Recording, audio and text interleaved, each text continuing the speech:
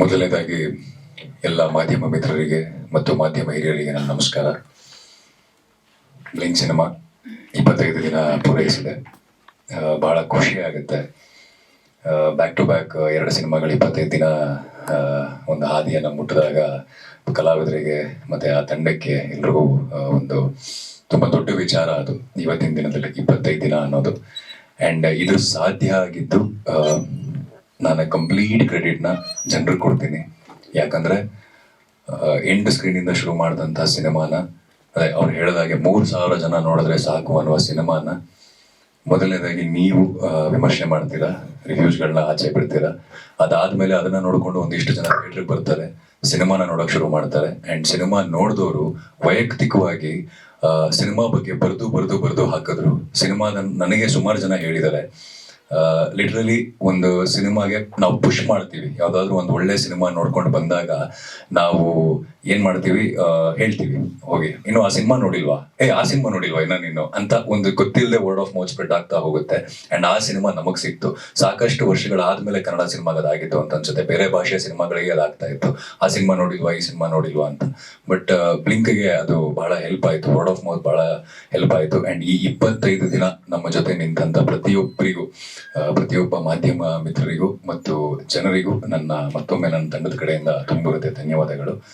And ತಂಡದ ಬಗ್ಗೆ ಹೇಳಲೇಬೇಕು. ಶ್ರೀನಿಧಿ ಬೆಂಗಳೂರು ಮತ್ತು ರವಿಚಂದ್ರ, ಪ್ರಸನ್ನ ಅವರು, ಎಲ್ಲರೂ, ಚೈತ್ರಾಚಾರ್, ಮಂದಾರ ಅವರು ಬಹಳಷ್ಟು ಕನಸುಗಳನ್ನ ಇಟ್ಕೊಂಡು ಮಾಡಿದಂಥ ಪ್ರಾಜೆಕ್ಟ್. ಆ್ಯಂಡ್ ಮುಖ್ಯವಾಗಿ ಕೋರ್ ಟೀಮ್ ಏನಿದೆ, ಇದು ಥಿಯೇಟ್ರಿಂದ ಬಂದಿರುವಂಥ ಟೀಮು. ಸಿನಿಮಾ ಇದು ಮಾಡುವಾಗ ನಮಗೆ ಸಾಕಷ್ಟು ಸಂದೇಹಗಳಿದ್ದು, ಇದನ್ನು ಜನ ರಿಸೀವ್ ಮಾಡ್ತಾರ. ಆ್ಯಂಡ್ ಎಲ್ಲೇ ಹೋದ್ರೂ ಸಿನಿಮಾ ಮುಗಿಸ್ಕೊಂಡು ನಾವು ಎಲ್ಲೇ ಹೋಗಿ ಯಾವುದೇ ದೊಡ್ಡ ಪ್ರೊಡಕ್ಷನ್ ಕಂಪನಿಗೆ ಅಥವಾ ಡಿಸ್ಟ್ರಿಬ್ಯೂಷನ್ ಕಂಪನಿಗೆ ಸಿನಿಮಾನ ಪ್ರೆಸೆಂಟ್ ಮಾಡ್ತಾರ ಅಂತ ಕೇಳಕ್ ಹೋದಾಗ್ಲೂ ಎಲ್ಲರೂ ಹಿಂದೇಟ್ ಹಾಕಿದ್ರು, ಆಗತ್ತಾ ಇದು ಅಂತ. ಬಟ್ ಇವತ್ತಿಗೆ 25 ದಿನ ಪೂರೈಸಿ ಜನ ಈ ಸಿನಿಮಾನ ಒಪ್ಪಿದ್ದಾರೆ. ಸೊ ಹಾಗಾಗಿ ಹೊಸ ಸಿನಿಮಾಗಳು, ಈ ಥರ ಸಿನಿಮಾಗಳು ಬರೋದು ಬಹಳ ಮುಖ್ಯ. ಆ್ಯಂಡ್ ಇನ್ನೊಂದು ತುಂಬ ಮುಖ್ಯವಾದ ವಿಚಾರ ನಾನು ಮಾತಾಡಬೇಕು. 25 ದಿನ ಬ್ಲಿಂಕ್ ಕಂಪ್ಲೀಟ್ ಆಗಿದೆ ಆ್ಯಂಡ್ ಅದ್ರಿಗೆ ಬಹಳ ಖುಷಿ ಇದೆ. ಆದರೆ 25 ದಿನ ಅಷ್ಟೇ ಓಡುವಂಥ ಸಿನಿಮಾ ಬ್ಲಿಂಕ್ ಅಲ್ಲ. ಬ್ಲಿಂಕು ನನ್ನ ಪ್ರಕಾರ ಇನ್ನೂ ಹೆಚ್ಚಿನ ಜನರಿಗೆ ಸೇರುವಂಥ ಸಿನಿಮಾ.